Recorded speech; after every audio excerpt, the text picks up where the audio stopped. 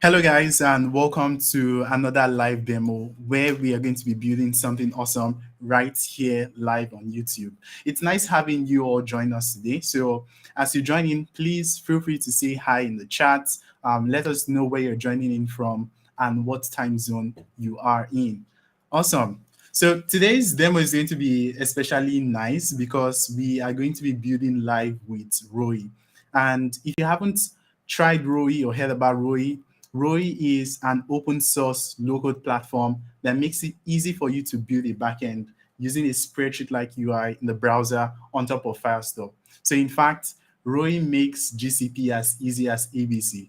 And we have Shams from Roy joining us today. Shams is a co-founder and CTO of Roy, and it's nice having him here. So I'm just going to add Shams to the stream right now so that he comes, intros himself, and talks a little bit about Roy. It's nice having you here today, Shams.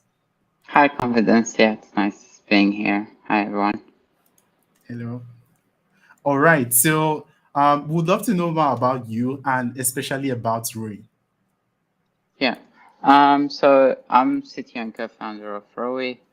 We built it based on from our need of like trying to do as we build a lot of products ourselves and our team. We saw that there's a lot of repetition in terms of having to repeat all the deployment of like backend and everything, and we wanted to simplify the process of building backends so that you just focus on building writing the logic part of the code and leaving everything to be automated. And we manage that for you. Awesome, awesome. So, what relationship does Roy have with Firestore? Because I can see a lot of that going on in the documentation and also in the product.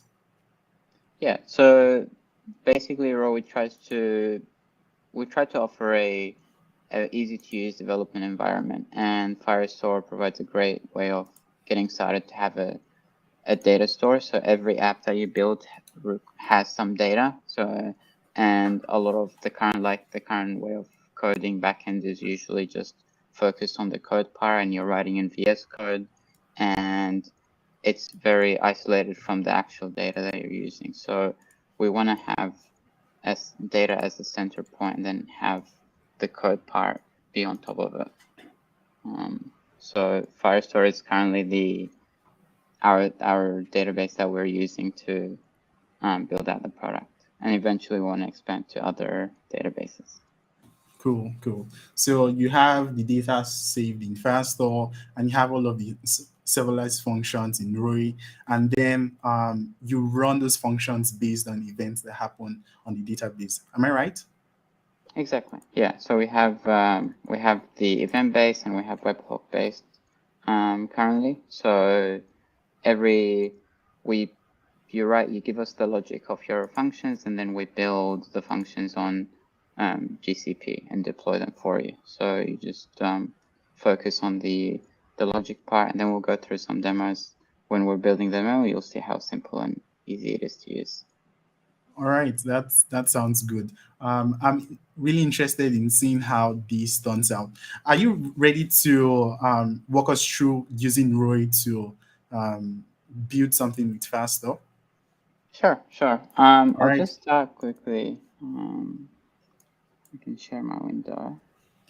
And all right, first, if you want to start building with Rowi, you head to yeah, the website. We have rowi.io, and basically the product is a table-like spreadsheet UI on top of Firestore, and then you can see here you can do different types of field types, and on top of that, we're able to write functions. So you can write functions that use npm modules and easily within the same interface so that you're focused. And then we have different features as well. And to get started, it's very easy. We have the easy setup process where we allow you to select your project, and then if you have existing projects, you would be able to deploy it, or you can create new ones as well. It's very easy. okay, But cool, for now, cool. yeah. So we have a pre-existing project set up, so that let me close this one. That's a spoiler. So we have a pre-existing project set up, so just to get everything quickly started. And basically what we want to build is, do you want to do the intro on what we're building, or I can do it too? All right. Okay, let's do the intro from the front end, because it makes it easy to visualize the idea here. Okay, so I am going to share my screen and show you what we are going to be building in today's demo. Okay, so sharing my screen.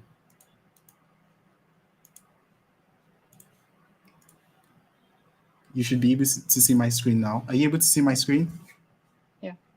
All right, cool. So today's demo is going to be about building an expense manager using ROI and AppSmith. And this is the front-end UI for the expense manager. So what this is that it essentially allows employees of an organization make a request based on expenses they've made and have the finance team approve that request and have them reimbursed. So here is a simple dashboard that shows all of the requests I have made as my logged in user. So I can see a table right here of all the pending requests that have made that are yet to be attended to.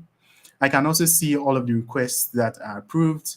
I also have a tab for the completed request, and I can see that 2 requests here are declined. And I can head back here to create a new reimbursement by selecting a type, typing some text right here saying I had to crash somewhere,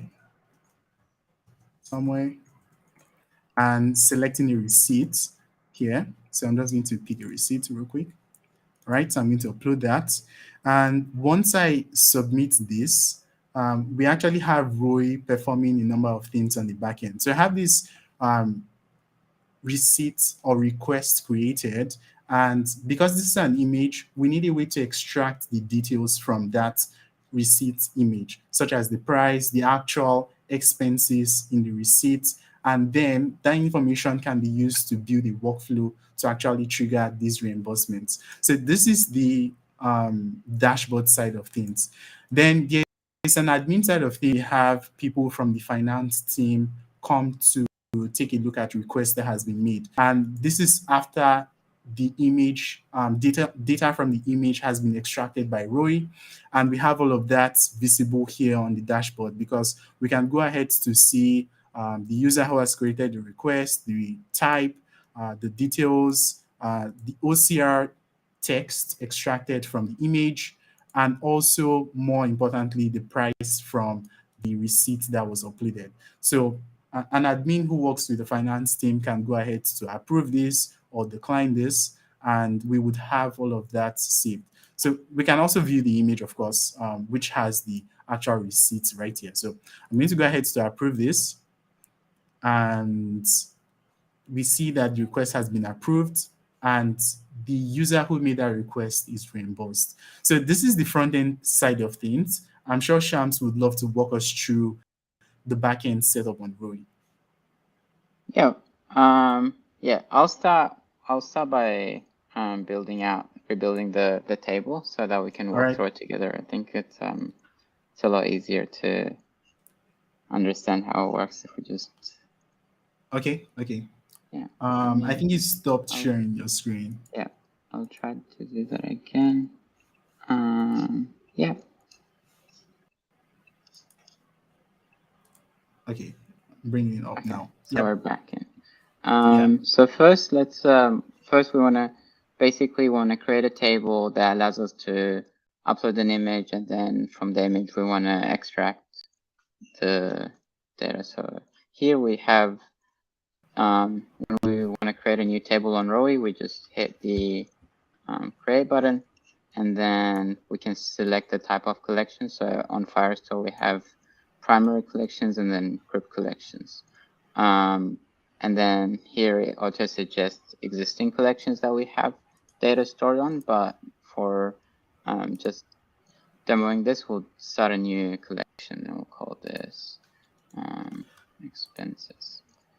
Something Something you mentioned about Rory that I find particularly interesting is being able to connect Rory to any existing Firestore database. So you don't have to have something set up specifically for Rory. If you already have a deployment on Firestore, you can link into Rory and have everything going in minutes. Exactly. Yeah. And that's why we chose Firestore, because there's a lot of developers that are already using Firestore to build their apps, and we wanted to have something as easy, as smooth as for people to get started with and play around with. And basically, it's just something on top of your existing app to supercharge it. And then as we see here, there's like when you're creating a table, you have all different, this is like you can write description and section them. So that's for your internal row use. And then we have access. So you can set up different access level. So role-based access, and you can add new roles as you wish based on your project and its complexity. And once you add new roles, it suggests the Firestore rules for you, and then you can copy them into your clipboard and then modify your Firestore rules directly on Firebase. And that allows us to have tight control on that data when it's important, because this is production data. So we need to be careful with who has access to what. And then another part of that is also auditing of the changes that the changes are being made. And this is like when you're dealing with data on Rowi directly, we track the creators and the editors of the data, and you can set the default fields, or if your project needs it, you can customize your own fields. And that's like the power of flexibility and getting the users to choose what's best for them. And here we can like have other things as well, but we'll leave this empty for now. And then we'll create. And then we have a couple of questions from the Sure. viewers. First question here says, can we self-host Rowi too? Yeah, so Rowi is, we have the auto deployment setup, and we also have an open source on GitHub. So if we go to Rowi GitHub,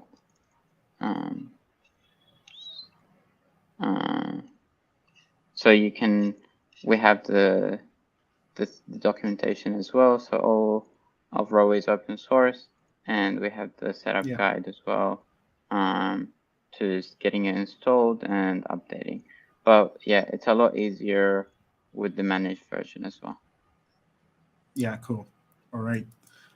There's also a question here on what is the difference between AppSmith and Rory. I think I can take this. So AppSmith is a low-code platform for building front-end UIs, while Rory is focused on building back-end UIs using a low-code approach. So that's the difference here. AppSmith front-end, Rory back-end. Both low-code, by the way. Yeah, exactly. Yeah, we mainly like want to complement that aspect of like, we can see like when we start building it, a lot of backend things are become more complicated, and having something dedicated for that specifically makes it a lot easier to focus and understand how things are going. And sometimes you just need a table view, but some applications you can't just use a table view. So AppSmith in that case is perfect for that use case where we want to build a custom UI rather than just a table layout. So here we have, we can upload images here, and then we can add, let me see if I have a receipt. Okay.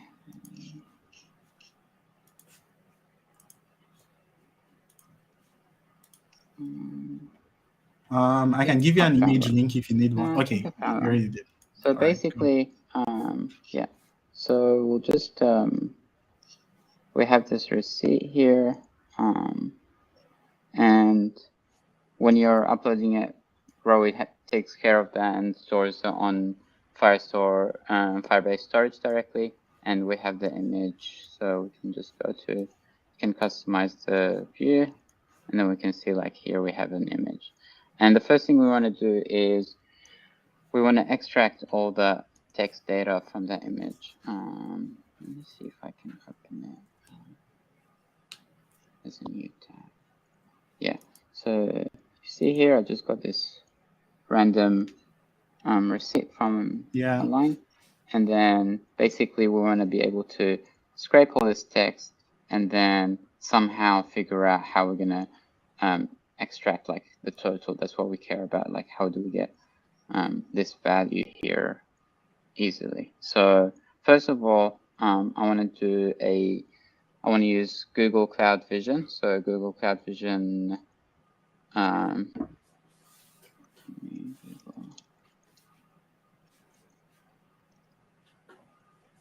is a very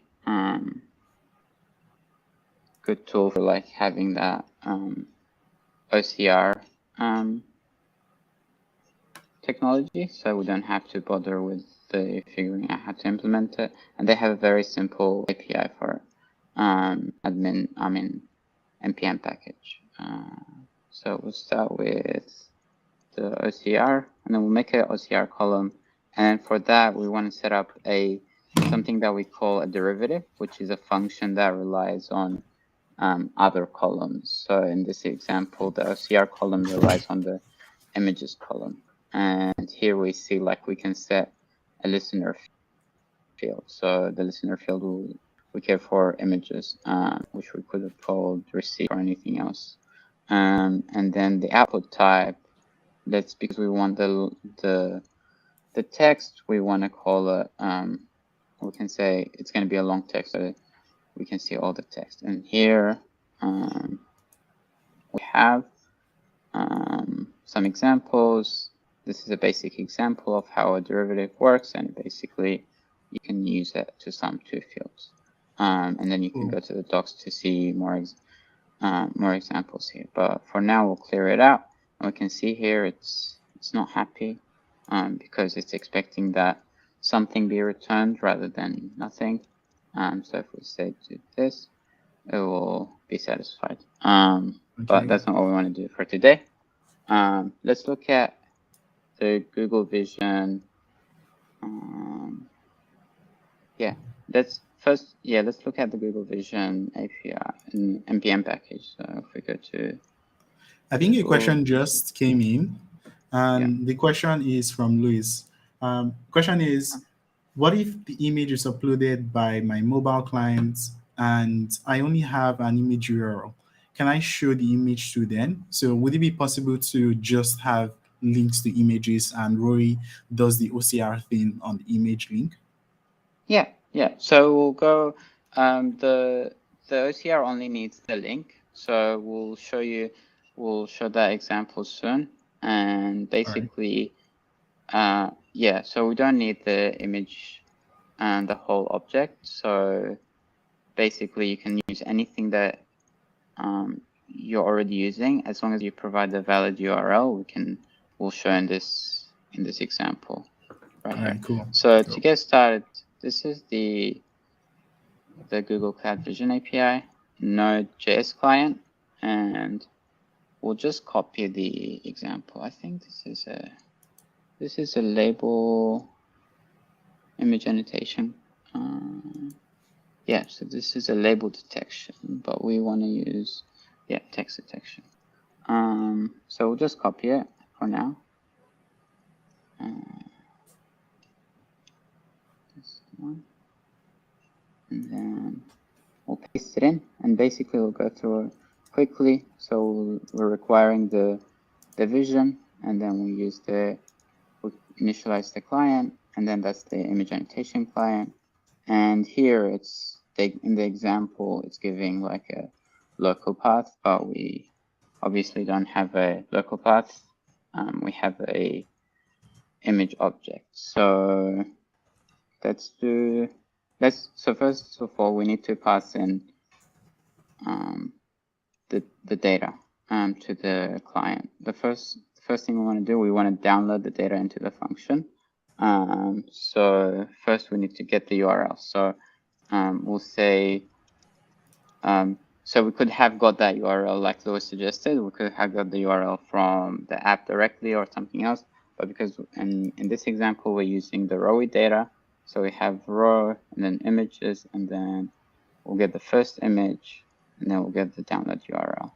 So that's the URL. And then we want to fetch that, get that image in, download it so that we can use it in the function. So we'll do the we'll do the response, and then that's asynchronous, and then we'll use fetch, the fetch API, and then we'll pass in the URL, and then that will basically return a response that we need to convert. So this will return a array buffer. So that's like something that we need to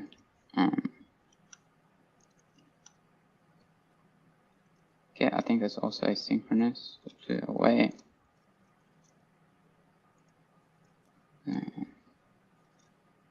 That's an array buffer. So that basically gets the array buffer from the request, from the response, and then for this we need a buffer. So we'll set buffer, and then basically it's very easy. We just set buffer, and then and then wrap the array buffer inside the buffer.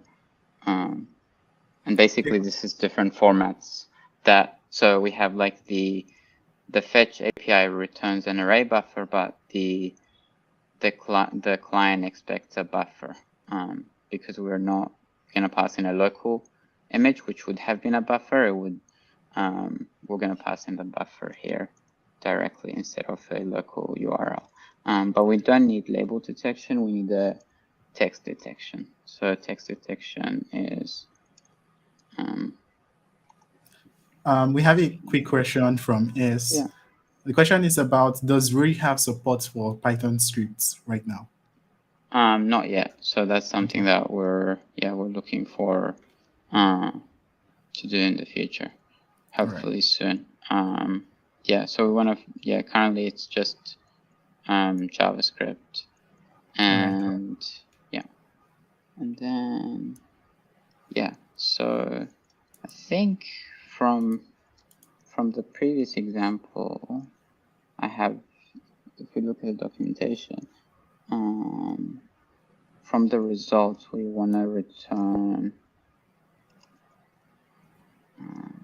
So the results will return an object, but we really just want the text that got detected. So we'll do annotation, and then just for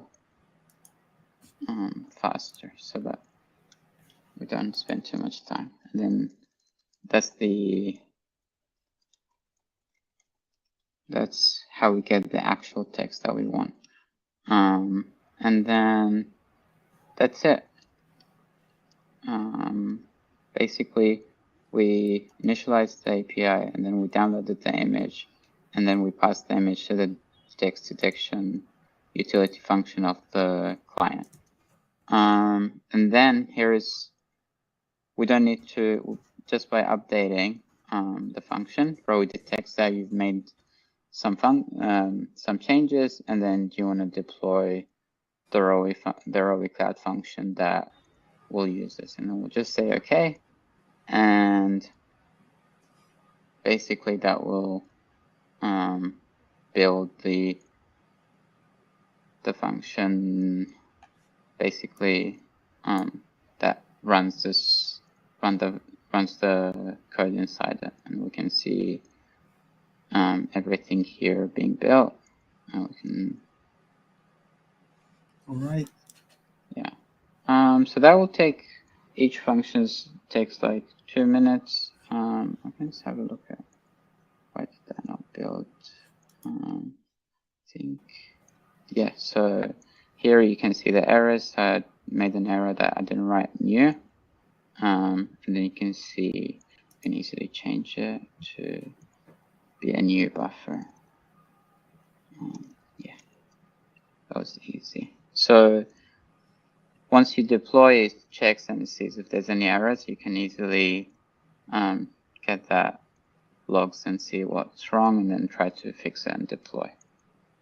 So that should build in 2 minutes. Do we want to start on the AppSmith side of things? All right, cool. So we can do that while the deployment is building. So I'm going to share my screen. Sharing my screen. All right, and what I'm going to do is create a new application on AppSmith. So I have this workspace that I'll be making use of. So I'm just going to create a new app right here. And the first thing I'm going to do is connect to the ROI dashboard. Sorry, excuse me. Connect to the ROI backend. Someone already asked a question. I think Shama already asked the question how to go about connecting AppSmith with ROI. So we're going to be answering that question right now. And that's actually really easy because Firestore has an exposed API and AppSmith has an integration to connect to Firestore. So we can actually talk to ROI using the Firestore API and Firestore integration that's available on AppSmith. So what I need to do is head over to the application, create a new data source, and I'm going to be creating a new Firestore data source. All right, so let's call this ROI. And I need to paste in my database URL. So that will be the deployment URL. And as you can see, this is Expensify here. That's the name of the deployment. You also have the same name shown up right here. So for my deployment, this is going to be expensify.firebase.com. And for the project ID, this is just going to be Expensify. The last credential needed to connect it is the service account details. And we can actually get that by going to the project settings. So head over to the project settings, go to the service account tab. And here we would be able to generate a new service account key. So I'm just going to click on this button right here to generate a new key. All right, save this right here. And I'll need to open this up to copy the contents of the key we just generated.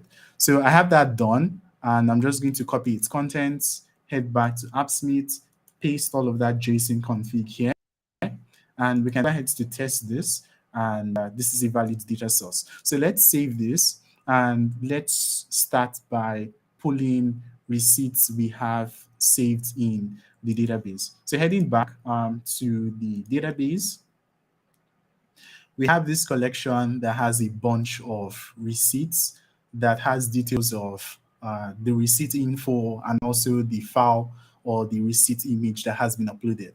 So we're going to make a query to this collection to grab all of this information for the currently logged in user so that you're only able to see your receipts and you're able to create new receipts based on your logged in account.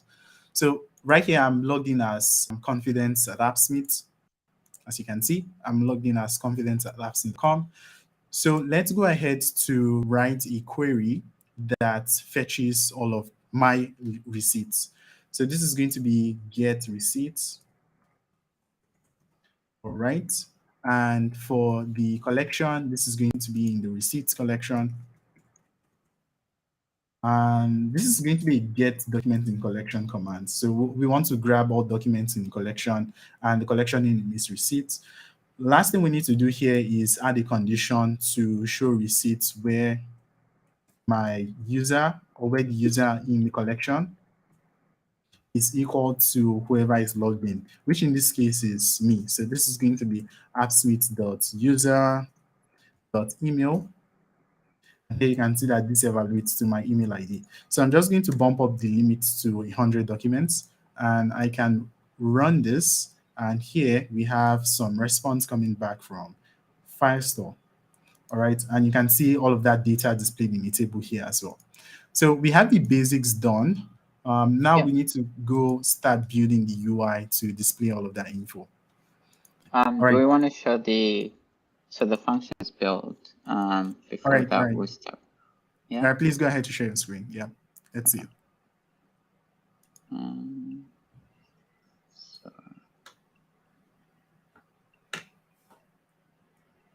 So now that this function is done here, we can see everything successfully.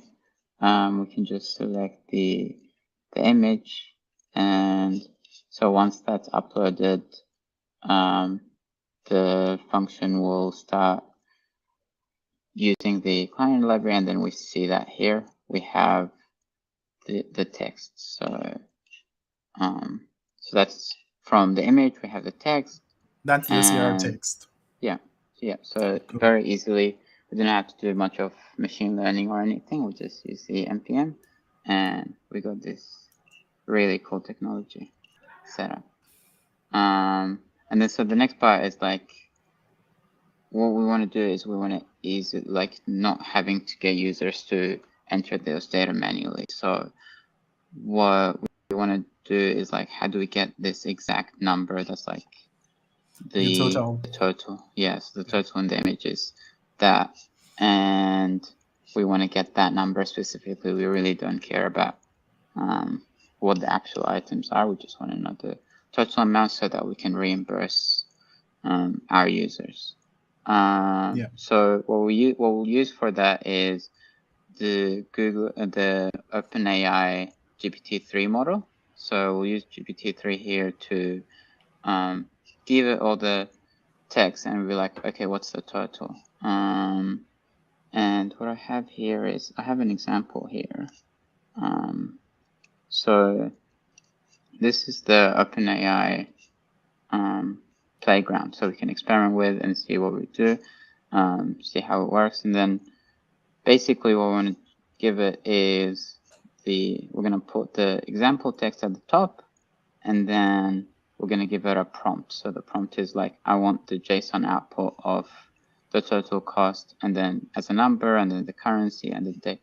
And this is something you can play around with and see what works for your use case best and get that working. So in this example, what we'll do is just for testing it out, we just want to copy that out and then put it in. And basically you need to play around with the settings here. So like the temperature is like how random we want things are, and then what's the maximum length that we want the text is, and all this like probability. We want something that's depending on the task. Like this one is not a creative task, so we want it to be high, which is want the most likely outcome.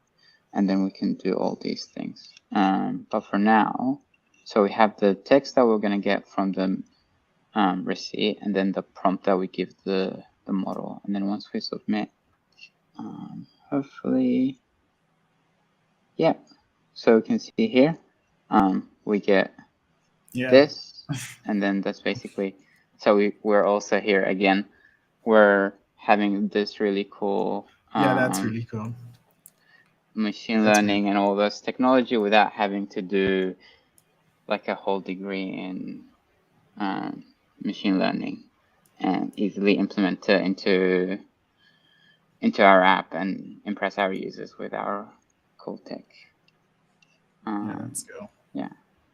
And then so basically for this, we can look at the code. So it suggests some example for us. So you can see here we have Python, and we have, what we want is we want the JSON. So this is going to be the body, and this is the prompt, and oops, oh no, did we lose it?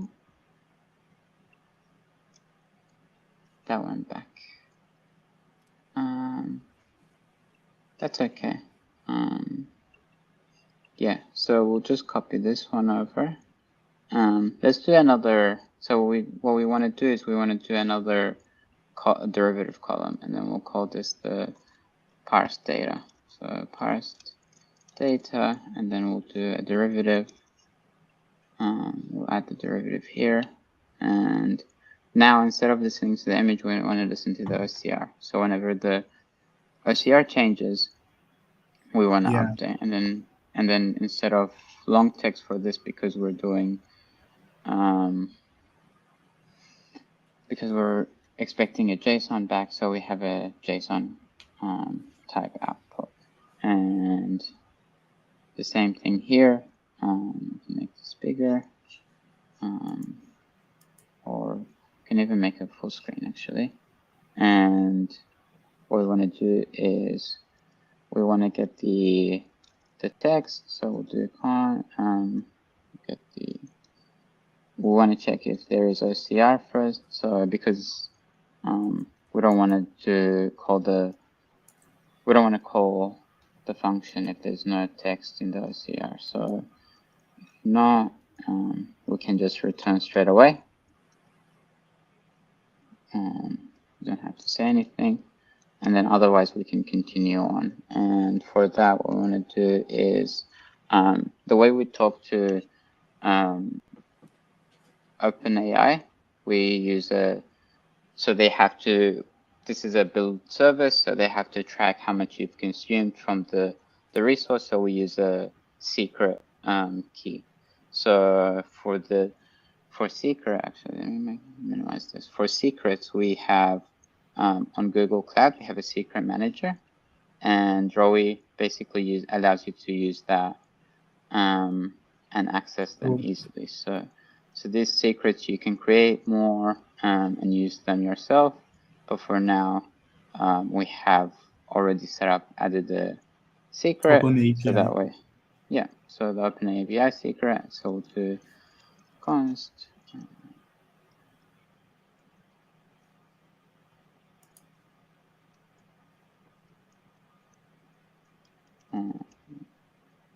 And then we'll do, so we'll use a Rowi utility. So this utility here, we have secrets, and we want to get, and then we have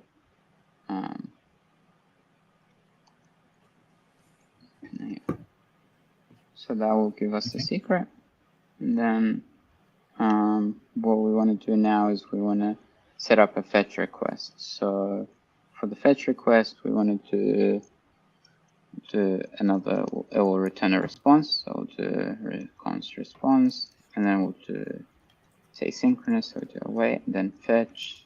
And then for the URL, it's going to be, let me see if they have it. So we can look at the example here, and we can see that the code uses this URL. We'll copy the URL for our fetch, and then we'll need to set the method. So the method here is post, and then oops, so that needs to be options. Put this in, and then we want headers. So we're going to pass in the authorization header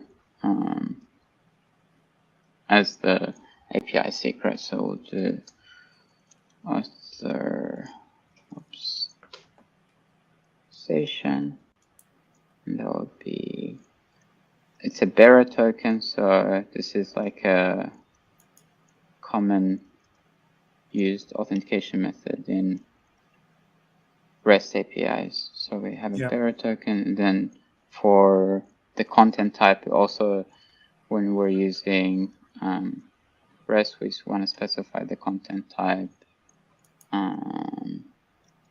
like this, and that's let me do that. So it's a valid JSON, and the content type we want an application /JSON. So that's for the headers, and then what we want to do is we want a body. So the body is going to be the thing we have in the JSON body. So we'll just copy this for now. And then we lost our example from before, but that's okay. We can go to the, oops, it's bigger, and then we'll do body, and the body expects a string, so we'll do JSON. We use the JSON utility and then stringify, and then we pass in the template here. So actually what we need, I'll cheat a little bit because we lost our prompt. So basically it's something that you want to you want to play around with and see what works best for your use case. So for this, what we want to do is we just want to copy the prompt. So this is our working example already. And what we're going to do is, did I copy? Oops. There's a question here about ROI. It Yeah. says, does ROI expose any endpoints, or would all connections or interactions have to come through Firebase? So we do have webhooks. So with webhooks, you can send basically post requests to enter data in. We don't have ways to access data in terms of like get. We only do post. So if you set up a webhook, we can show that after. It allows us to get data indirectly through a REST API endpoint rather than through the Firestore. But for getting data, it's usually best to use the Firebase Firestore, like the Firebase SDK, which has a lot of features that are like real-time synchronization and offline support and all those. So it's recommended to use the Firebase SDK instead of like setting up your own REST API. But for things like if you have a form submission or if you have a third-party app that wants to send something to your database, we have webhooks, which is a different feature that we can show afterwards. All right. But yeah, so for this, what we have here is we got the key, we're making a post request to this endpoint, and then the prompt is something that we said like, oh, we want the row and then the OCR content of the row, and we want to set like the prompt, which is what the AI will understand is what we want, and then it will continue and onwards. So we start with a curly brace and then we stop with a closing curly brace, and basically that should be the response that we're getting. And then what we want is we want to do the result. So the result is going to be result, and it's going to be the JSON of the response. So we'll do away response JSON. Then we can make it look pretty, and then we format it, and then we do return the result. Actually, we want to parse. So the result is going to give us a string, and what we're going to do is we want to parse that string. If we saw earlier, basically it will give us the lines. So we want to make it into a JSON. So because we've already started the curly brackets here and we cut it before, so we want to put the text that was generated inside, and then we parse it to generate a valid JSON object. And then from the example we have, it comes with the result, and then basically based on the the attempts, we only do one attempt, so it has result.choices. So it generates, if you choose, you can have multiple choices, and some applications can suggest multiple choices, especially if you're doing something that requires like creativity. So you want to generate multiple choices and let the human decide on which option works best. But basically, we have choices, and then it will take the first choice, and we'll get the text. And that's it. So hope we can get this to work, and then press update.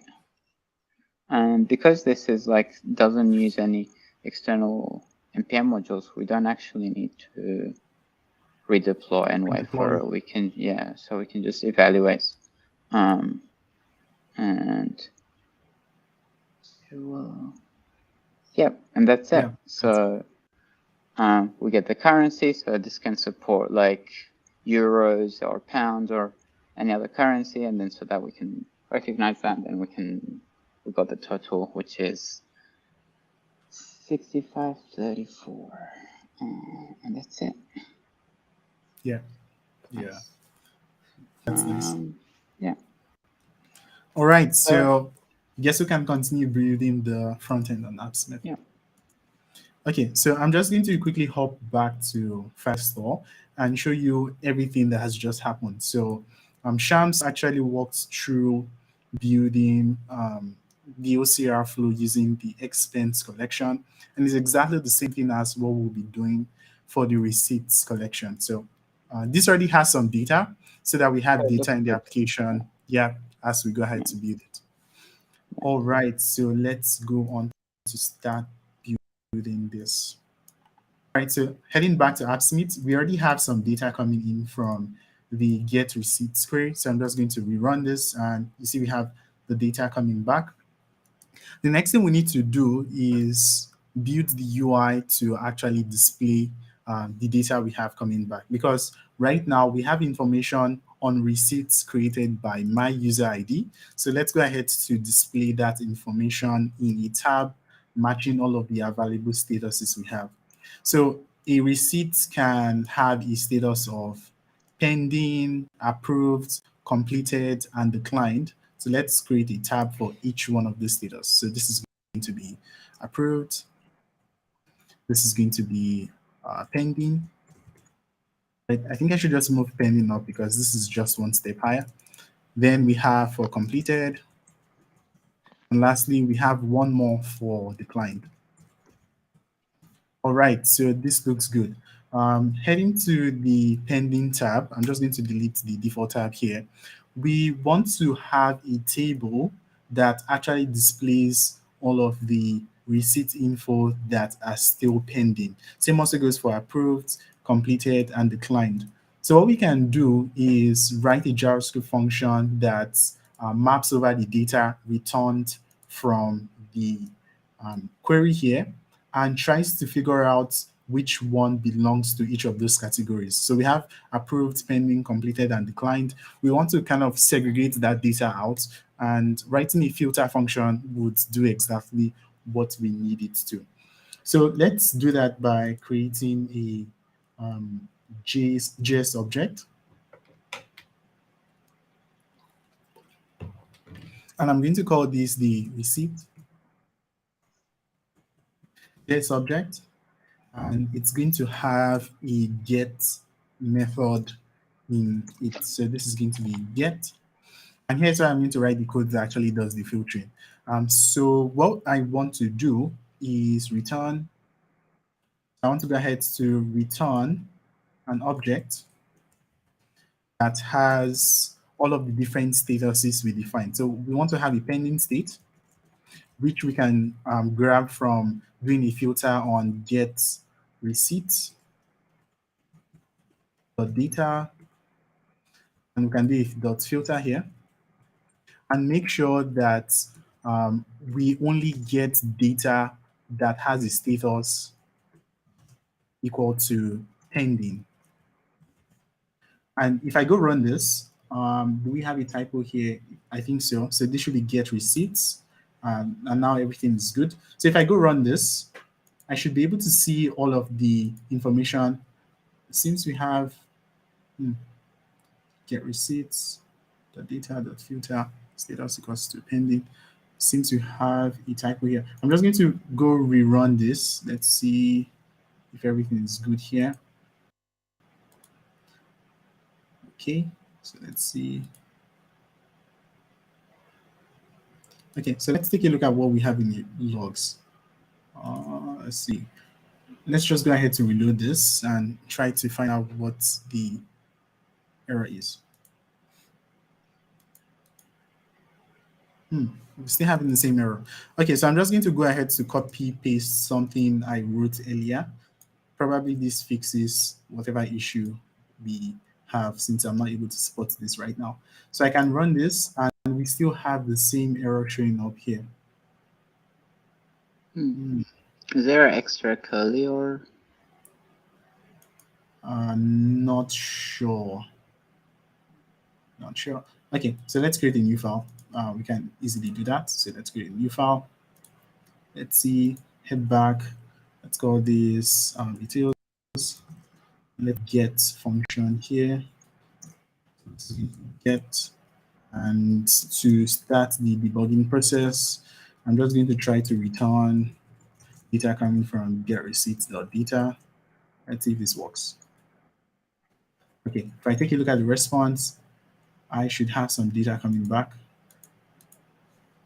Okay, we don't have any data coming back. So let's see if I try to return an empty object. So let's run this. Okay, we have that coming back. So what I'm just going to do is create filters for the pending states. And this is going to come from get receipts.data.filter. And we want to make sure that the status is equal to pending, and this should work now. We're still having this same issue.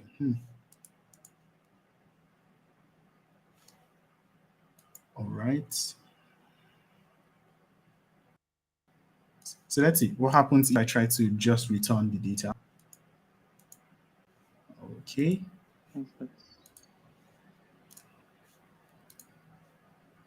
Okay, so let's see, this should have some data. All right, so this is fixed now. We have some data coming back. So I'm just going to copy paste the other parts of the object that does the data extraction. And what this simply does is it tries to filter out all of the various statuses. So we have pending, we have approved, we have completed, and we have declined. And right here, we have a fallback for receipts that don't have a status yet. So if I go run this, we should have all of those baskets created with the right status. So what I need to do now is head back to the table and display all of this information nicely in the table. So we can do that by heading back to the table and pulling out data from the utils.get function. But this is the pending column or the pending tab. So we can just read data coming from pending. And here we have that data shown up on the table. So let's go into edit this a bit. The couple of columns I want visible is the created at.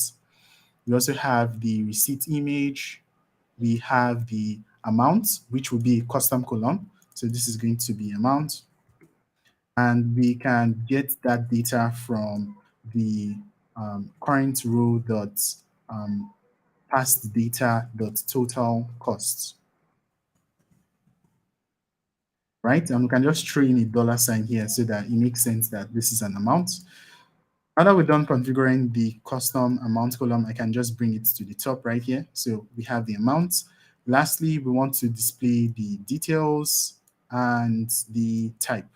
All right, so I can turn all of the other columns off so that we have a nice table that just has the information we need it to. But you notice something right here that the receipt image column is actually an object. We can go in to take a look at it, and you see that it's an object. Okay, this is created. That's actually meant to go to receipt image. You can see that it's an object that has an item in the array that has a key called download URL. So what I need to do is go pull out that data. And I can easily do that by going into the array item and doing a dot download URL. And you can see we have those image URLs showing up. So let's display the image by setting the column type to image. And then we have a nice column showing us a preview of the receipt image. So this is largely what I need to do here. And I'm going to go ahead to copy over this table into the other tabs we have. Before doing that, I'm just going to turn off a couple of headers. So I'm going to turn off the filter and download header so that we have a clean looking table. So I'm going to copy it over and paste it in the approved tab. Same also goes for the completed tab, and same for the declined tab. All right, so for the approved tab, we need to edit this a bit. This is going to be utils.get.approved. And here we can see all of the requests that has been approved. Same also goes for the completed. Just going to edit this to completed. All right, we have that string up now. And we also want to show the requests that are declined. So this is going to come from dot declined. Right, so that's pretty easy. We are able to see all of the various receipts that has been uploaded and the statuses that they are in. Now I'm going to quickly walk you through the flow of actually creating a new request. For that, we are going to need a modal widget. So this is a modal widget. And in this modal, we want to be able to create a form that makes it possible to request for a reimbursement. So I can move the button to the bottom here and bring in form components to build this out. First, I'll be using is a select widget. So we want a select widget here. All right. And for this select widget, we need a couple of options here. So for the options, this will be it's going to be an array of label value pairs that would build out each option in select. So we have travel, we have hotel, we have food, we have medical, and the other options that are right here. All right, so I need to also go in to specify a label for the select widget. So this label is going to say what type of reimbursement. So this is going to be type of reimbursement. All right, and let's give this some column width of 25 columns, for example. Let's say 23, and this looks good. Next, we need an input to be able to enter in the details of the request. So this is going to be an input widget. All right, I'm just going to expand this. All right, so for this input widget, for the label, this is going to be details. And we can move the label text to the top. And here we have a nice input right there so that we can go in to type out the details of the request you're making. Last thing we need here is a file picker to be able to upload a receipt. And I'm just going to drag and drop this right here. And we can say select receipt. And this looks good. So probably I should just also update the modal title to claim reimbursement.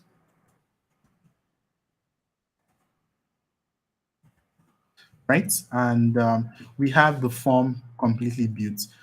Next thing I need to do here is wire up the APIs that are required to upload the image and also create the receipt on Firebase. So let's start by creating an API that makes it possible to upload an image. We're going to be using the upload API. So I'm just going to create a new API.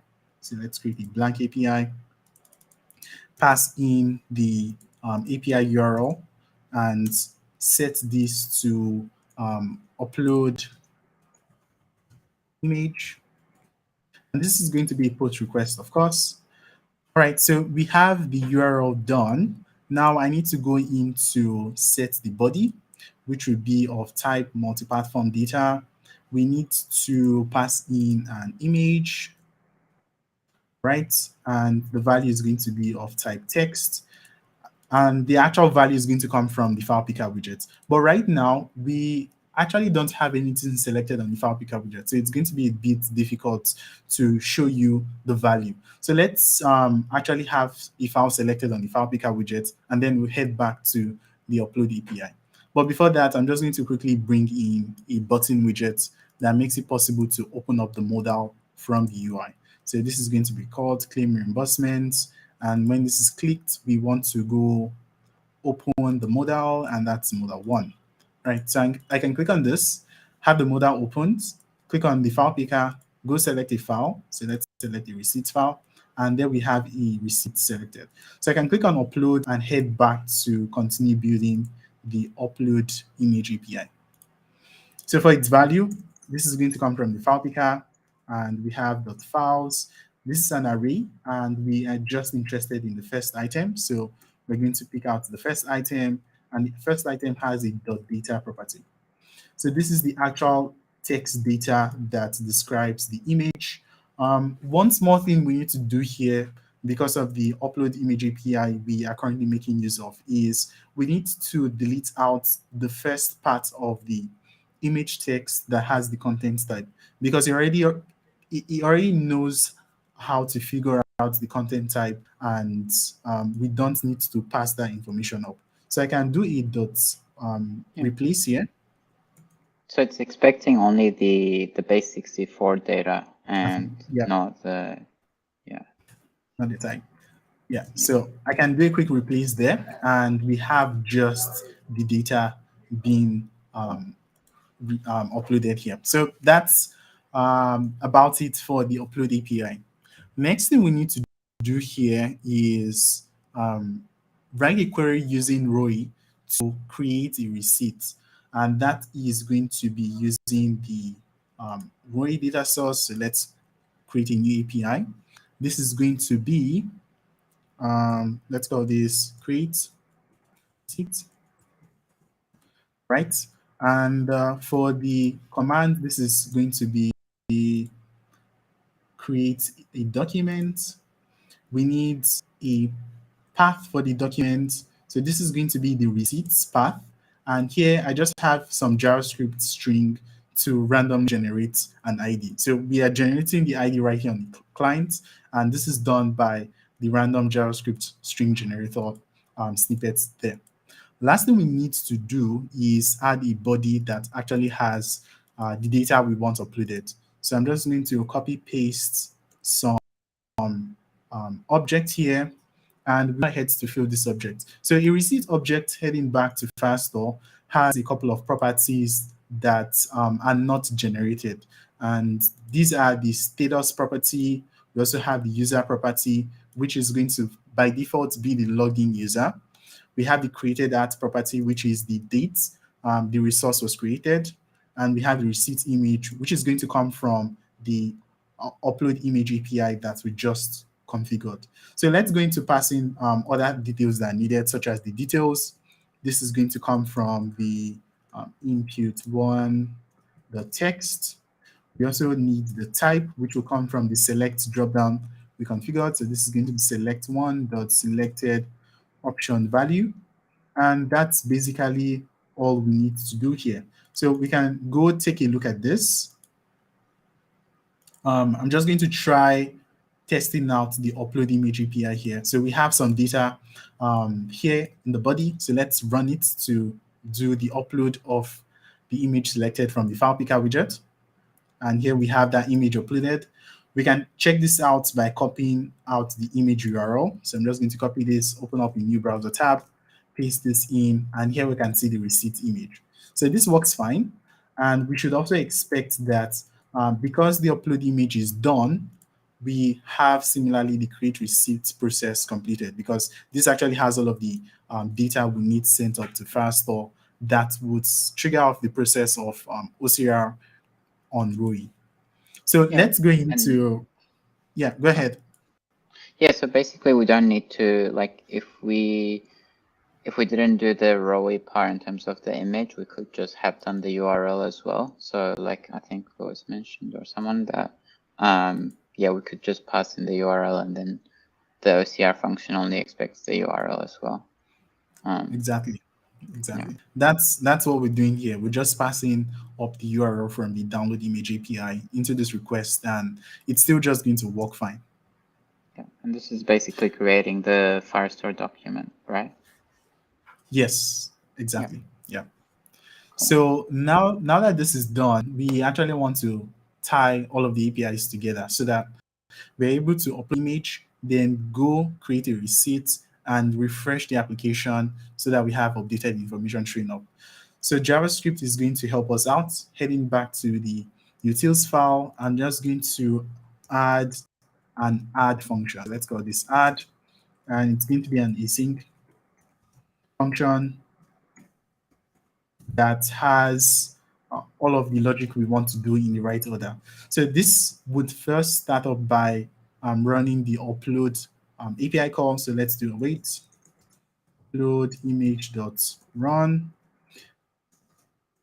And when that's done, we want to go ahead to create the receipt. So this is going to be await create receipt.run. And when that's done, we then want to go ahead to refresh the state of the application. And we can do that by rerunning the get receipt query. So this is going to be await get receipt.run. And lastly, we can close up the modal because the modal is going to be open as we click on the submit button. So let's go ahead to close up the modal to finish the flow. So this is going to be close modal, and we need to pass in the modal name, which is modal 1. All right, so this is done. Now we can head back and wire that up to the submit button on the modal. So we have this submit button right here. And when this is clicked on, what we want to do is go ahead to call the add function. So this is executing JavaScript function. We have the utils file. We have the add method. That's all we need to do. One small housekeeping we need to do is make sure whenever the modal closes up, we want to reset everything in this form. So I can head back to the modal configuration. So here I have the modal configuration opened and set up an action that whenever this closes, we want to reset the modal widget. And this is modal 1. So it's going to reset all of the forms in the modal widget and would have a nice clean form each time we come back to open this up. So I can close this, open this up, and it cleared away the file we selected earlier. So we can go ahead to create a new request. Let's say I want a reimbursement for food. I had to get some drinks. That's my details. Now I'll go ahead to select a receipt. All right, so let's select one receipt from the list here, upload it. And now when I click on confirm, we should be able to have this image uploaded and the request created on Firestore. So this is request right here. We have food, and I said I had to eat. Heading back to Roy, and I'm just going to show you. Let's say cancel. Let's go look for that resource. Let's see. We actually have a lot of resources right here, and it's going to be a bit tricky to find that one. But we can be assured that, I think this is it, right? Oh, no, that's not it. But we can be sure that the process of creating the receipts and generating image, the OCR image from the receipt has started on Roy. And when we head back to the application and reload it, we should be able to get that data back. So I'm just going to reload the application right now. Or in fact, let's bring in an icon button to build a manual refresh here on the app. So when this is clicked on, we just want to go execute the get receipt query. That's all we want to do. And let's use the refresh icon here. All right, so this is looking nice. So I can click on this, and here you can see that we have the amount showing up. And that's because the entire backend process handled by Row is complete, and we have the OCR amounts being pulled out from the image. So this looks good so far. And I think the last thing I'm just going to do here is bring in a text widget and say something like, let's say, welcome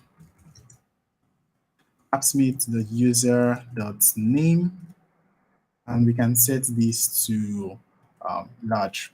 All right, that's so large. So let's set this to large. All right, so we have a nice dashboard built here. Because of our time, I'm just going to walk you through the setup for the admin panel, and then we would call this live demo ED. So let's go ahead to take a quick look at that. All right, so I have the live demo here. You know what? I think we can spare just 5 minutes to wrap up creating the admin panel. So I'm just going to walk you through how to do that real quick. So let's start this up. And here is the exact dashboard you saw. Anyway, this is the UI. So the UI requires a get receipt query, which we already saw, and that feeds in the data to this table so that we're able to see all of the requests that has been made. And we have this UI form here that displays all of the information about a selected request. So we can see the user's name, we can see the type, we can see the details, we can see the OCR text from Roy. So if I click on this actually opens up the exact OCR text. And lastly, we can see the price, which is the most important detail. So the only thing we need to do here, because this is fairly done, is that we can choose, as an admin who works with the finance team, we can choose to either accept a request or approve a request or decline it. And we have some JavaScript logic that handles that. So we have this JavaScript function that takes in a status. If you want it to be approved, we actually just pass it in. By default, it has a fallback of approved. If this is approved, we want to do some other stuff, which we'll come back to. But if this is not approved, or even if it's approved, it's going to go ahead to update the selected requests and rerun the get receipts query to update the application so that we have fresh data on the UI, and then train a message that the approved process or decline process is successful. And of course, for the update receipts query, this is just simply updating the status of the receipts. So the last to do here is head back to the to-do. What we want to do here mainly is we want to be able to make a payment if the request is approved. So if I take a look at the request and I as an admin judge it to be fair, so I can go ahead to approve it. And once that's approved, we want to be able to make a payment to whoever in the company made that request. So for that, we need to integrate with Stripe. And here, heading over to the Stripe tab, I have a Stripe tab that actually has all of the staff details set up. So we have Shams, we have Dantia, we have me. And if we head back to the FASTR database, we can see that each user has a Stripe account ID. As you can see, we have the Stripe account ID. So it makes it really easy to make reimbursements to these users whenever they make a request. So that's largely what we are going to do here in the to-do section. First thing is we want to grab the user's info so that we can figure out the user's Stripe account ID. Then we also want to go ahead to make the payment. So let's create a query to first get the user's details so that we can pull out the user's Stripe account ID. All right, so I'm going to call this get user, and it's going to get a single document. For the document part, this is going to come from users / whatever user is selected on the table, and we can get the user's email ID from table1.selected_row.user. All right, and we can see that the currently selected user on the table right now, as you can see, we have this user selected is Shams. So heading back to the get user query, we can run this, and we should have Shams' detail coming up with his account ID also included. All right, last thing we need to do here is create a transfer API using Stripe to be able to wire him the money whenever we click on the approve button. So to set this I would up, appreciate that. yeah, I know you'd really like that. Thank you. Been waiting for it. All right, so to set this up, I'm just going to use the call import command because Stripe actually has a good API to do this transfer, and they allow you to import all of these commands using call. So I'm just going to import this command. So let's import it. And we can head to edit this to the make payment API. So this is a post request where I actually have the authorization and all of the other details needed right there. For the body, this is going to be a form body. We want to give it a destination, which will be the Stripe account ID of the employee. And we can easily grab that from get user the data.stripe ID. And lastly, we want to know how much we would be paying out in this case. So We can grab that information from the table as well. So this can come from table 1. Okay, this is going to be table 1 dot selected row, and we have dot pass data dot total cost. So I need to multiply this by 100 to convert it to dollars, because by default it's all going to be in cents. All right, so let's head back and let's try to approve some of these requests. So Shams made a request right now saying that he spent some random cash and wants to be reimbursed. I don't think this is a valid reason, so I'm going to decline this. No. So let's look for something that's more valid. Okay, this looks valid. Yeah. He spent cash on hotel and he said he needed a place to sleep. Before making the approval, I'm just going to show you his balance right now on Stripe. So right now he has $364. So let's go approve this and see if this amount changes. So I'm going to head back to AppSmith. We can approve the request. And we have the notification here saying that the request is approved. Now heading back to Stripe and refreshing the dashboard, we should see that his account has been credited with some cash. So he should feel better right now. Okay, this was not credited for some reason. I think it's taking some time to process. So let's give this some time. And it's still not credited. Okay, so let's see. Maybe I should go approve a request from Dancia. So let's try to approve this as well. Okay, we have that approved. Heading back to the dashboards, I'm just going to reload this. Okay, I think something's up with the Stripe API. We should have all of these requests going through. So I'll need to check what's going on, because we actually have this working successfully. So let's run this manually here. And we actually have the transfers going through. So let's see.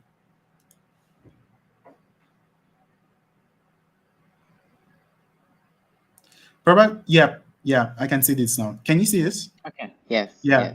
Yes. So it actually takes some time to reflect on the dashboard. Now you have your money coming in. I'm sure you're happy now. Thanks. All right. So we've been able to walk through building the admin dashboard, which is going to be used by the finance team, and also the front end on AppSmith, which we took a look at earlier. So I hope this has been really helpful and insightful to all our viewers. Yeah, I think it's pretty cool. Like, we just like a little bit over an hour, and then getting something that uses machine learning and custom UI side is it's very fast. All right. So thank you so much for joining us today, Shams. Do you have any final message for the audience? No, just just check out. You can check out Rowie and see if you're build your backend. And yeah, we're on Discord. We have our own Discord that we can share in the in the comments, and you can join that for any questions, any help. We can help with that as well. Right. I just sent a message on the chat with a link to check out Rowie. So please, you guys should go check it out. Yeah. So you can set up, if you already have an existing Firebase project, you can set up your Firebase Rowie on top of that, or if you haven't used Firebase before, it will create one for you, and then you can see we have a lot of different demos that you can use as templates and try out for yourself and modify. Like, you can use the example that we built today. You can use it as a template to start with and modify it to fit your own use case as well. And yeah, if you have any questions, you can join our Discord. All right, cool. So thank you so much, everyone, and we would catch you next time when we have another live demo. All right, bye-bye. Bye, everyone.